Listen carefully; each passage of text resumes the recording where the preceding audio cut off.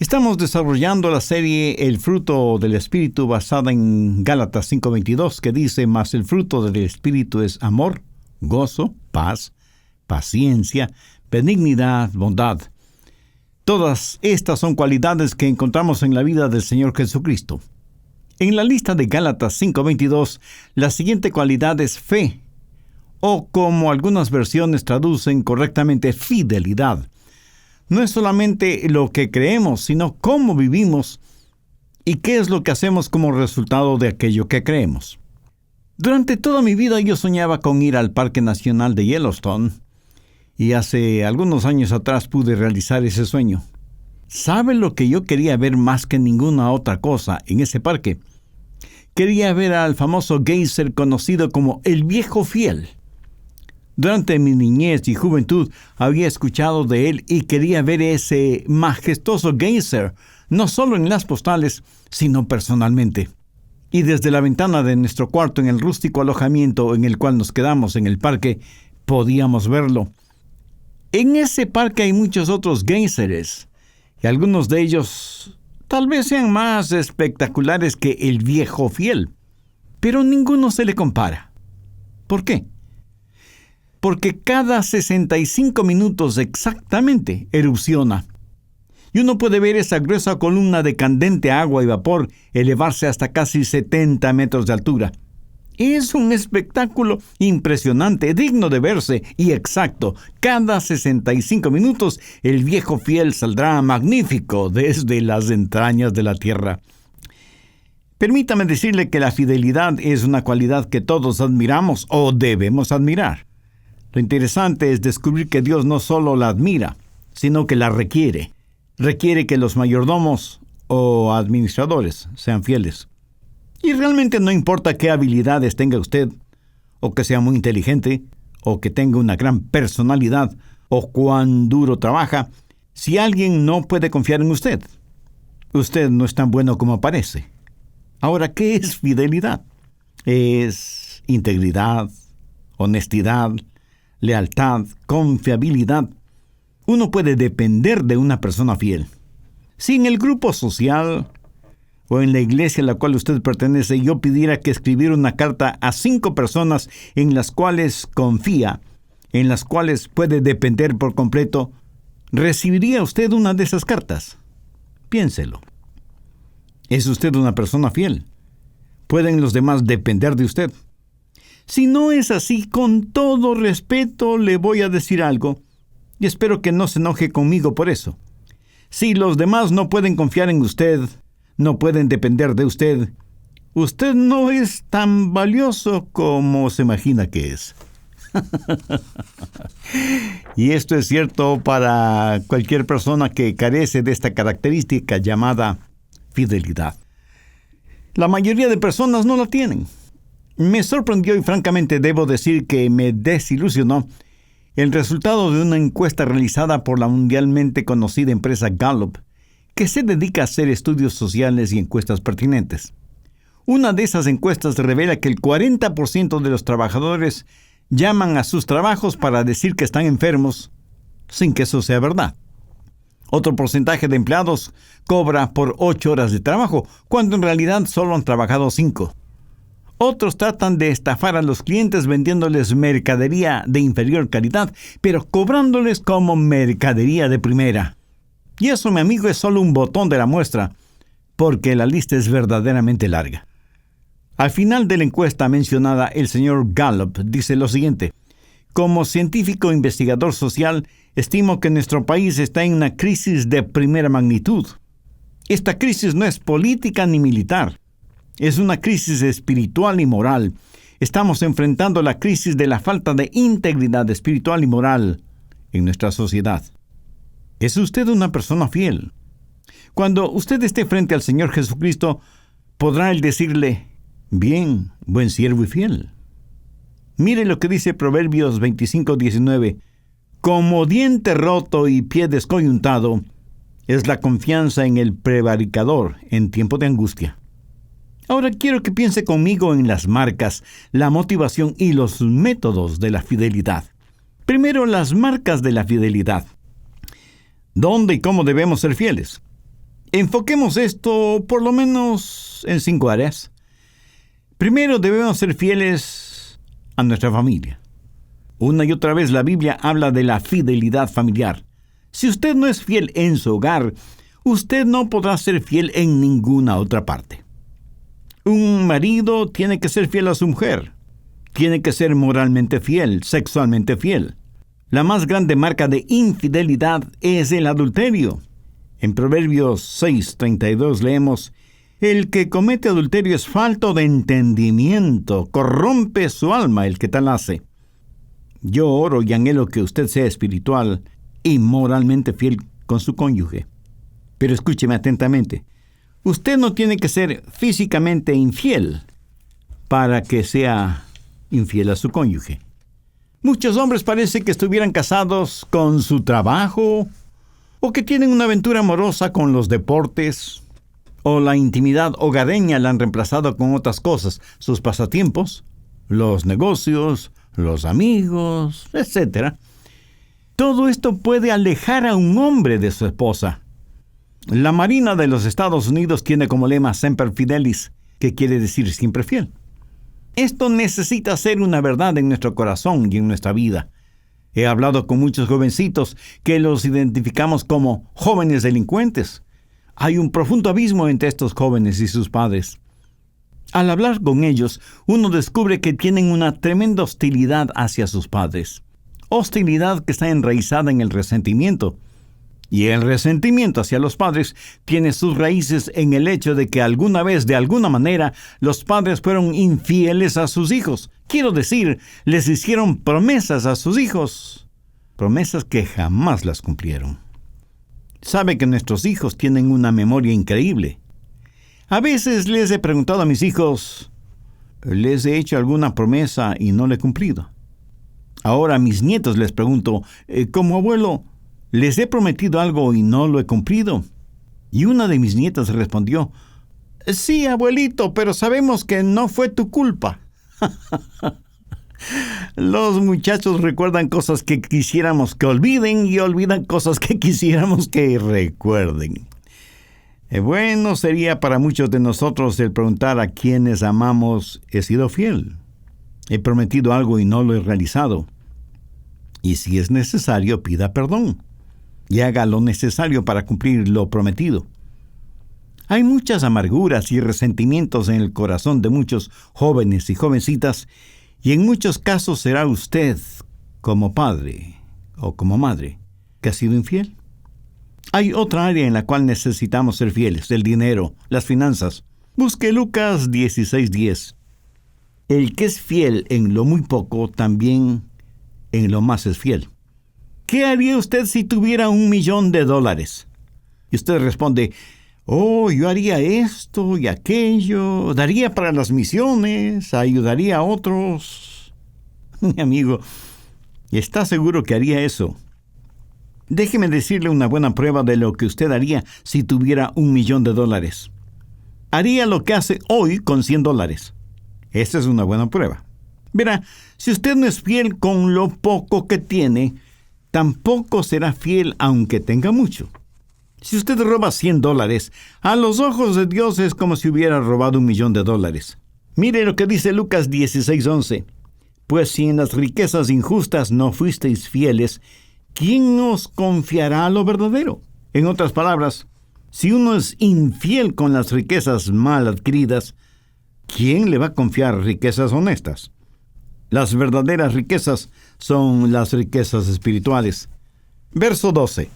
Y si en lo ajeno no fuisteis fieles, ¿quién os dará lo que es vuestro? Ahora, ¿qué quiere decir esto? La prueba de lo que usted hará en el plano espiritual se verá en lo que hace en el plano físico, financiero. Si a usted no se le puede confiar ningún dinero, Dios no le va a confiar poder espiritual. Muchos de nosotros no tenemos bendiciones espirituales simplemente porque no somos fieles con nuestras finanzas. Y porque somos infieles en esta área, Dios no nos bendice espiritualmente. Pero parece que nosotros entendemos las cosas al revés. Muchos piensan, si pudiera ser una persona más espiritual, más buena, si orara más, si leyera más la Biblia y tendría más confianza en Dios, tendría prosperidad financiera. Eso lo escuchamos frecuentemente en la televisión. Pseudo predicadores nos bombardean con aquello de haga las paces con Dios y Él le bendecirá materialmente. Pero este pasaje de las Escrituras enseña lo opuesto. Si usted hace lo bueno con lo que tiene, Dios le bendecirá espiritualmente. Y no tiene que ser mucho. Acepte lo que Dios ha puesto en sus manos, lo que Dios le ha confiado, y será bendecido por Él. Recuerde que lo poco es mucho con la presencia de Dios, y lo mucho es nada sin la presencia de Dios. Creo que la razón por la cual muchos cristianos no reciben contestación a sus oraciones, o por qué no entienden más de la palabra de Dios, o por qué el testimonio de sus vidas es tan pobre, es porque no son fieles en lo poco. Por ejemplo, en 1 Corintios 16:2 leemos: cada primer día de la semana, cada uno de vosotros ponga aparte algo según haya sido prosperado, para que cuando yo llegue no se recojan entonces ofrendas. ¿A quién se dirigió el apóstol Pablo? A cada uno de los creyentes en la iglesia de Corinto. ¿Cuándo debían hacerlo? El primer día de la semana. ¿Y qué es lo que debían hacer? Traer sus diezmos y ofrendas. ¿Cuál era el plan?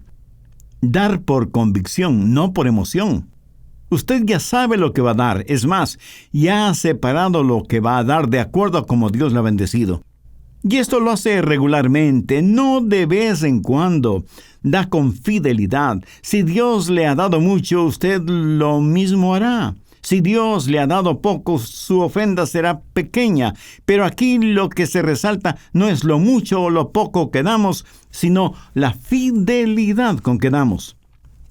Yo estoy convencido que a cualquier persona o iglesia que es fiel en lo material, Dios le bendecirá con increíble poder espiritual.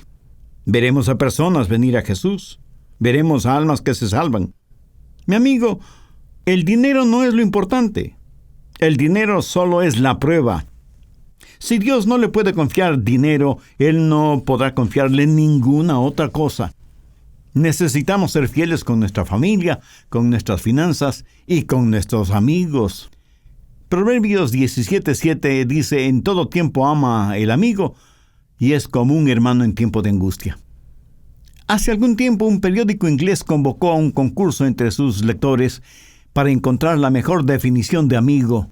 Permítame leer algunas respuestas que recibieron una mención honorable. Amigo es alguien que multiplica tus alegrías y divide tus penas. Un amigo es alguien que entiende tu silencio. Excelente. Pero la colaboración que se llevó el primer premio es la siguiente. Un amigo es alguien que viene cuando todo el mundo se ha ido. ¿Qué le parece? ¿Tiene usted un amigo así? Sin que importe lo que usted haya hecho. Alguien hizo una paráfrasis de 1 Corintios 13 de la siguiente manera: la amistad es muy lenta para perder la paciencia. Siempre busca la manera de ser constructiva.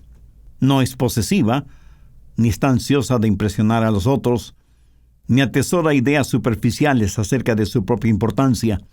La amistad tiene buenas costumbres y no persigue ventajas egoístas a expensas de los demás. Por el contrario, se goza cuando la verdad prevalece. No conoce límites a su paciencia, ni término a su confianza, ni fracaso a su esperanza. Y esto dura para siempre. La verdadera amistad permanece cuando todo lo demás haya fallado. ¿Tiene usted un amigo así? ¿Es usted un amigo así? Necesitamos ser fieles con nuestras amistades. Necesitamos ser fieles en nuestra asistencia a la iglesia. En Romanos 12:5 leemos: todos somos miembros los unos de los otros. Cuando la iglesia se reúne y usted no está ahí siendo miembro, entonces, para el cuerpo, usted está ausente. Independientemente de lo que usted como miembro representa, si usted no está, el cuerpo está incompleto. En el cuerpo humano, sea que le falte un pedacito de dedo o todo el brazo, su cuerpo está incompleto. ¿Por qué debería ser diferente en el cuerpo espiritual? Hebreos 10:25 dice: no dejando de reuniros como algunos tienen por costumbre, A veces oigo a alguien decir, yo no tengo que ir a una iglesia para ser un creyente. Bueno, técnicamente es cierto, pero permítame decir algo al respecto. Yo dudaría del cristianismo de una persona que voluntaria y deliberadamente deja de reunirse en la iglesia con sus hermanos y hermanas en la fe. Por eso es casi una orden el que no debemos dejar de reunirnos. Y otros dicen, a mí me es suficiente el escuchar un mensaje en la radio o ver algún predicador en la televisión o leer un buen libro cristiano. Bueno, pudiera ser que eso sea verdad, pero no está tomando en cuenta un punto muy importante. Usted no va a la iglesia únicamente por lo que pueda recibir. Usted va a la iglesia por lo que pueda dar. Y aquí no estoy pensando en términos financieros ni económicos, sino exclusivamente espirituales. Veamos Hebreos 10:25 en su totalidad. No dejando de reuniros como algunos tienen por costumbre, sino exhortándoos. Y tanto más cuando veis que aquel día se acerca. Yo no tengo que hacer énfasis ni explicar que estamos viviendo en días peligrosos y engañadores. Por eso, nos debemos los unos a los otros una fidelidad bien entendida, aunque no le expliquemos con palabras. ¿Han notado cuán fieles podemos ser en cosas pasajeras, superficiales, que no dejan ningún beneficio de inventario? A veces somos más fieles seguidores de nuestros equipos deportivos favoritos que lo que somos a la iglesia que pertenecemos. ¿Sabe lo que le dice a su pastor la presencia suya en la iglesia? Le dice 3 cosas muy importantes, aunque usted no se dé cuenta de su importancia. Le dice en primer lugar que Dios es importante para usted. En segundo lugar, le dice que Él, como pastor, es importante para usted. Y en tercer lugar, le dice a los demás que ellos son importantes para usted. Por eso necesitamos ser fieles en nuestro compañerismo, en nuestra comunión. Somos miembros los unos de los otros. Todo lo que he mencionado son marcas de nuestra fidelidad y necesitamos ser fieles en nuestra fe. Esto es, ser fieles a la palabra de Dios. He sabido de personas que toman la Biblia, la despedazan o se burlan de ella, o la someten a una minuciosa disección. Tenemos a algunos teólogos, y como usted seguramente sabe, la palabra teos significa Dios. Así que un teólogo es una persona que se supone conoce la palabra de Dios. Yo personalmente no sé por qué se llaman teólogos y no creen en la palabra de Dios. Para mí eso significa que no conocen a Dios. Sin embargo, tienen el atrevimiento de autonombrarse críticos y jueces de la palabra de Dios. Si no conocen al Dios de la palabra, ¿qué autoridad espiritual, moral o ética tienen para juzgar la palabra de Dios? La Biblia enseña claramente que no debemos juzgar la palabra de Dios. Es la palabra de Dios la que nos juzga a nosotros. Hebreos 4:12 dice, porque la palabra de Dios es viva y eficaz y más cortante que toda espada de 2 filos y penetra hasta partir el alma y el espíritu, las coyunturas y los tuétanos, y discierne los pensamientos y las intenciones del corazón. William Booth fue el fundador del Ministerio Ejército de Salvación y dijo que el mayor peligro en nuestro siglo es el perdón sin arrepentimiento, la salvación sin regeneración, la religión sin el Espíritu Santo, el cielo sin el infierno. Mi amigo, si hay una generación que más necesita ser fiel a la fe, es nuestra generación.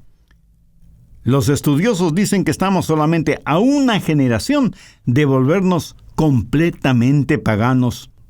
Si nosotros no practicamos y enseñamos fidelidad y fe a esta generación, la siguiente no tendrá absolutamente ninguna. Debemos ser buenos administradores, no solo de las cosas materiales que Dios nos da, que son pasajeras, sino de las cosas y los valores espirituales que son eternos. Esas son las marcas de la fidelidad. Segundo, la motivación para nuestra fidelidad. ¿Por qué debemos ser fieles? Bueno, porque Dios es increíblemente fiel con nosotros. ¿Alguna vez usted ha pensado en la fidelidad de Dios? Quiero decir, ¿en qué áreas de su vida Dios no le ha sido fiel? ¿Ha notado la extraordinaria promesa que encontramos en 1 de Juan 1:9? Si confesamos nuestros pecados, Él es fiel y justo para perdonar nuestros pecados y limpiarnos de toda maldad. ¿Qué sucedería si usted no estuviera seguro del perdón de Dios? ¿Se puede imaginar eso? Suponga que usted ha cometido un pecado y se acerca a Dios y le dice: Dios, perdóname. Ahora, suponga que usted no sabe si Él le perdonó. ¿No sería eso algo absolutamente triste? En cambio, qué gran gozo es el saber que si confesamos nuestros pecados, Él es fiel y justo para perdonar nuestros pecados y limpiarnos de toda maldad. Pero no solo eso. Mire lo que Pablo dice en 1 Corintios 10:13. No nos ha sobrevenido ninguna tentación que no sea humana, mas fiel es Dios, que no os dejará ser tentados más de lo que podéis resistir, sino que dará también juntamente con la tentación la salida, para que podáis soportar. Este mundo sería un lugar terrible si usted supiera que solo hay fuerzas negativas y el poder de Satanás y la atracción sexual y todas esas cosas sin tener la promesa de victoria. Sería trágico solo el saber que existe algo enormemente malévolo y que usted es incapaz de vencer. Pero gloria y gracias sean dadas a Dios. Yo me levanto cada mañana teniendo la absoluta seguridad de la fidelidad de Dios y que Él me cuidará y me guardará. Y no faltará quien me pregunte: Pastor, ¿y qué si el diablo le atrapa y le saca de las manos de Dios? Permítame responder esa pregunta con las palabras de Pablo en 1 de Tesalonicenses 5, los versos 23 y 24. Y el mismo Dios de paz os santifique por completo, y todo vuestro ser, espíritu, alma y cuerpo, sea guardado irreprensible para la venida de nuestro Señor Jesucristo. Fiel es el que os llama, el cual también lo hará. Mi amigo, si Dios ha sido tan fiel conmigo, entonces yo necesito retribuir esa fidelidad, y la única forma de hacerlo es siendo fiel a Dios. Escúcheme, Dios quiere mi fidelidad, no mi adulo. Adulamos a los seres humanos porque queremos conseguir algo de ellos para nuestro beneficio personal. Somos fieles a Dios no porque queremos que nos dé algo, sino sencillamente porque le amamos. Mi fidelidad no es para conseguir algo, sino para tener compañerismo, comunión con Él. Tercero, la metodología de la fidelidad. ¿Cómo podemos ser fieles? Bueno, primero siendo fieles en las cosas pequeñas. Volvamos a Lucas 16:10. El que es fiel en lo muy poco, también en lo más es fiel. Las cosas grandes son hechas de muchas cosas pequeñas. Por ejemplo, nuestro cuerpo está compuesto de muchos miembros. Esos miembros a la vez están compuestos de células, y las células están compuestas o formadas por moléculas, y la estructura molecular tiene una estructura atómica. ¿Piensa que ahí termina esa cadena? No. La estructura atómica contiene diminutas partículas que pueden ser divididas. ¿Lo entiende? Todo lo que es grande está compuesto de cosas pequeñas. Aún el vasto océano no es más que un conjunto gigantesco de gotas de agua. Ahora piense en las épocas, en las edades, en las centurias. El milenio está compuesto de siglos. Los siglos están compuestos de años, los años están compuestos de meses, los meses están compuestos de semanas, las semanas de días, los días de horas, las horas de minutos, los minutos de segundos y aún los segundos están compuestos de centésimas o milésimas de segundo. Todo lo grande está compuesto de cosas pequeñas, y así mismo en nuestra vida. Toda nuestra vida no es cuestión de una o dos decisiones grandes. Es lo que nos sucede diariamente. Es la honestidad, las sonrisas, las bondades, el calor humano, la integridad. El que es fiel en lo muy poco, también en lo más es fiel. Como lo puede ver, son las cosas pequeñas las que verdaderamente cuentan. Mi esposa alguna vez me dijo: Adrián, no me casé contigo por tu apariencia. Me casé contigo por tu inteligencia. Bueno, hasta ahora no sé si me lo dijo en serio o en broma. Pero escúcheme, Son las cosas pequeñas las que realmente hacen la diferencia. Cuando usted es fiel en las cosas pequeñas, como invariablemente la noche sigue al día, usted será fiel en las cosas grandes. Porque la única manera de tener cosas grandes es por medio de las cosas pequeñas. Piense en David, el hombre conforme al corazón de Dios. Antes de que David fuera rey, él fue pastor. Cuidaba los rebaños de su padre antes de poder cuidar toda una nación. Antes de matar a Goliat, había matado a un oso y a un león, y porque él fue fiel en las cosas pequeñas, él pudo ser fiel en las cosas grandes. Un gran evangelista de épocas pasadas solía decir: la regla que gobierna mi vida es esta. Cualquier cosa que oscurece mi visión de Cristo, o que me quite el deseo de estudiar la Biblia, o que invada mi vida de oración, o que haga difícil mi labor cristiana, es negativa para mí y por lo tanto, como cristiano, debo huir de eso. Padres, ¿saben lo que necesitan saber? No mande a sus hijos a la iglesia. Vaya usted con ellos a la iglesia. El domingo no les dé dinero para la ofrenda. Enséñeles a que usen del dinero que usted les da semanalmente. Que aprendan a diezmar y ofrendar con lo que ya es de ellos. Por pequeña que sea la ofrenda de ellos ahora, cuando sean profesionales no tendrán ningún problema dando en grande. Enséñenles a ser fieles en las cosas pequeñas y le aseguro que ellos serán fieles en las cosas grandes. Pero hay algo más. Sea fiel en las cosas secretas. Lo que usted es en la oscuridad, nadie más, excepto Dios, lo sabe. Ahora escúcheme bien. Lo que usted es a solas, eso es lo que usted es. Déjeme darle una prueba para descubrir su carácter. ¿Qué haría, bueno o malo, si supiera que nadie nunca lo sabrá? Lo que somos en secreto, eso es lo que somos. No podemos ser ni más ni menos de lo que somos en secreto. Leí que cuando el gran pintor Miguel Ángel estaba pintando el tumbado de la Capilla Sixtina en el Vaticano, en Roma, él estaba pintando minuciosamente un área de esa gran obra, pero nadie podía verla. Y alguien le dijo: maestro, lo que está pintando nadie lo puede ver. Y él le contestó: yo lo puedo ver, y Dios lo puede ver.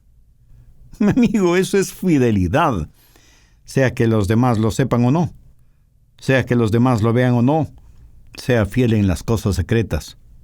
Para aquellos que por naturaleza de su trabajo tienen muchas veces que quedarse en la habitación de un hotel donde nadie les conoce y donde nadie les ve, quiero decirles algo muy importante.